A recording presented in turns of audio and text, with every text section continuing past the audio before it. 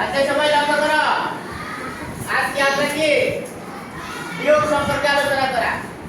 আমরা এতদিন কি যোগ শিখাইছি না? জি। যোগ সবাই পারো? জি। যোগ মানে কি? যোগ যোগ মানে কি করছি? একত্রিত করছি। যোগ মানে কি?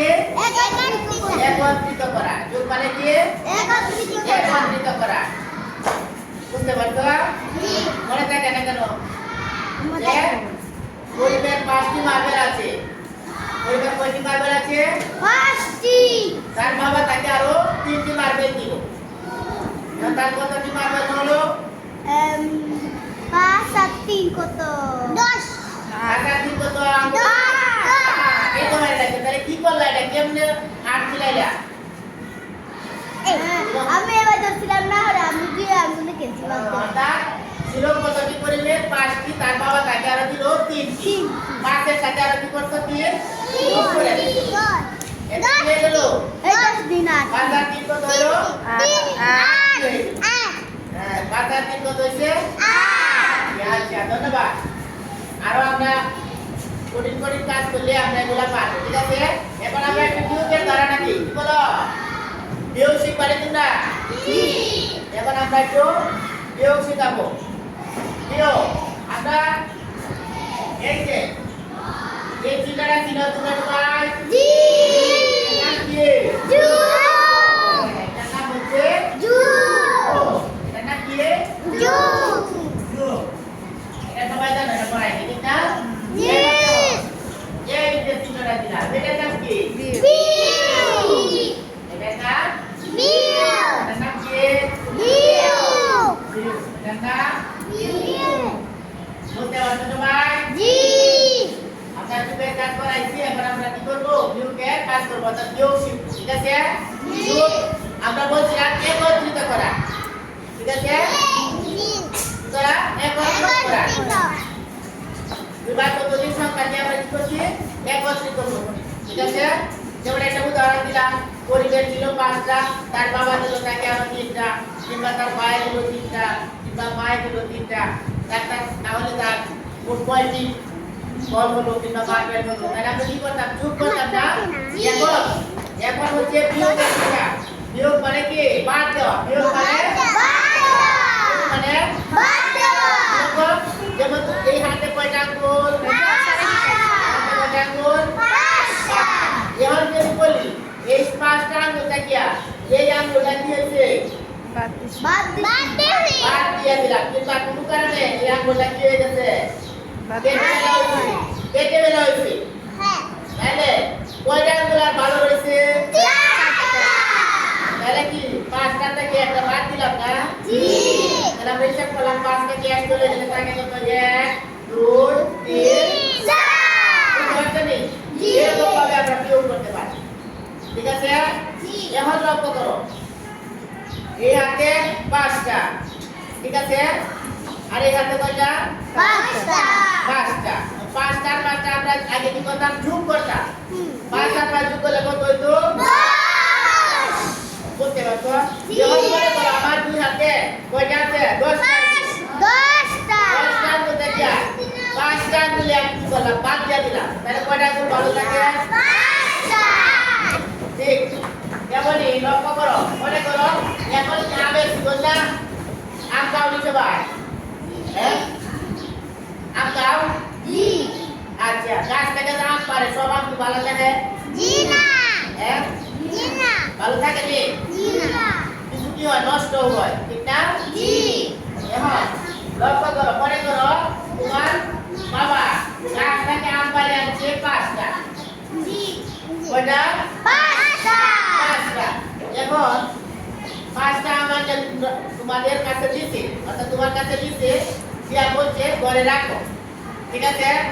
তোমার আমাকে 5টা আম দিল, যখন তুমি দেখতেছো 5টা আমের মধ্যে 3টা আমের খোসা। কয়টা আম খোসা? 3টা। খাওয়ার যোগ্য না। এই 3টা কত টাকা খাওয়া যায়? হ্যাঁ, তাহলে কি এই যে লেখলাম কি?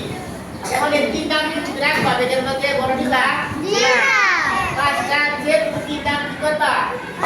কসারি বাইরে ফেলাই নাকি? না করে দিবা?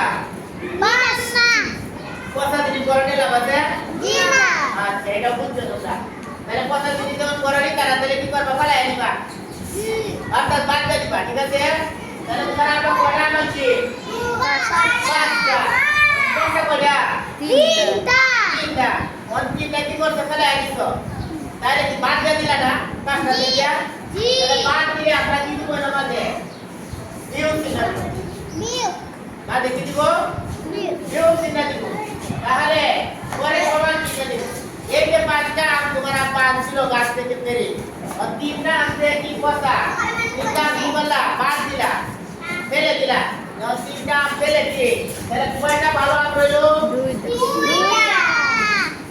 কয়টা ভালো আম রইলো দুইটা তো চালাইছো আর আমরা তো কেউ করতে কেমনে যখন কি করব আমরা জানো এটা কয়টা পাঁচ পাঁচ মানে কি আমের মতো এই একটা দুইটা তিনটা চারটা এই পাঁচটা তোমার আব্বা গাছ থেকে পেরে আনলো এখন এর মধ্যে কয়টা পচা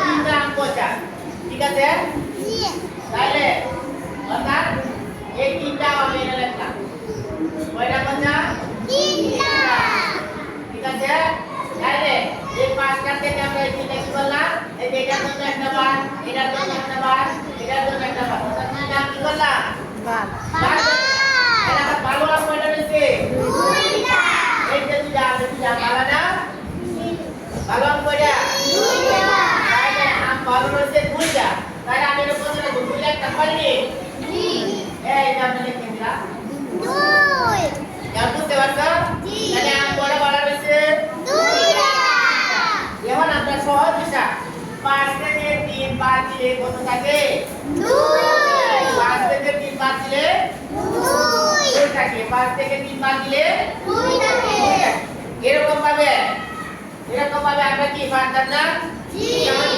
বলি 7 2 4 থেকে 1 বাদ দিলে কত থাকে আমরা কেমনে হিসাব করব 3 হ্যাঁ তাহলে আমরা কি করব এরকম ভাবে আমরা করতে পারি কোন চিহ্ন না দিয়ে কাটির মাধ্যমে আমরা করতে পারি কাটি যদি থাকে যেমন একটা দুইটা তিনটা চারটা কয়টা কাটি চারটা কয়টা একটা অর্থাৎ চারটা কাটি একটা কাটি বাদ দিবা বিয়োগ করে বাদ দিবা বিয়োগ করে কি বাদ দেওয়া না চারটা থেকে একটা বাদ দে তাহলে এই যে একটা বাদ দিয়ে তাহলে এটা বালা কয়টা হলো তিনটা আর হলো কয়টা তিনটা আর চারটা থেকে একটা বাদ দিলে থাকে কয়টা তিনটা যখন আমরা যদি তিনটা দিলাম এটা মনে করো অনেক তিনটা কাটলে কি আমরা সব কাইলে দিতে পারতাম না এই সব কাইলে কাটছি আর এটাও আমরা লিখতে পারতাম এটা তো দুইটা ভালো রয়েছে এই যে দুইটা আগে এই দুইটা কি আমরা কি করতাম এভাবে সংখ্যা প্রকাশ করতে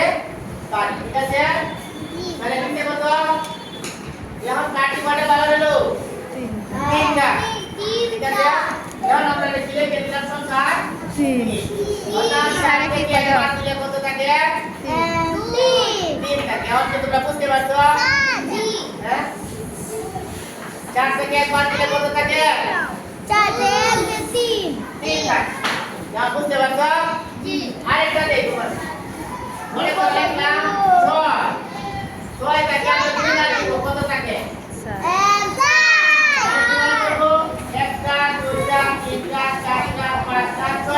2 কাটতে দিন আরেকটা কয়টা 2টা কাটিতে 2টা কাটি বাদ দিলাম একটা বালা করে দিছে 4টা আমরা এখানে লিখব কয়টা 1 2 3 4 ঠিক আছে তাহলে এই 4টা কাটলে যদি আমরা সব কাইলে কি তাহলে কত হবে 4 ঠিক আছে বুঝতে পারছো ভাই এখন আমরা 6 থেকে 2 বাদ দিয়ে কত পেলাম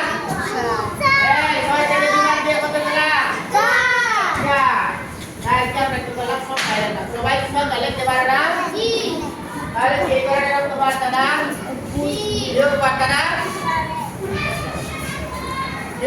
না আচ্ছা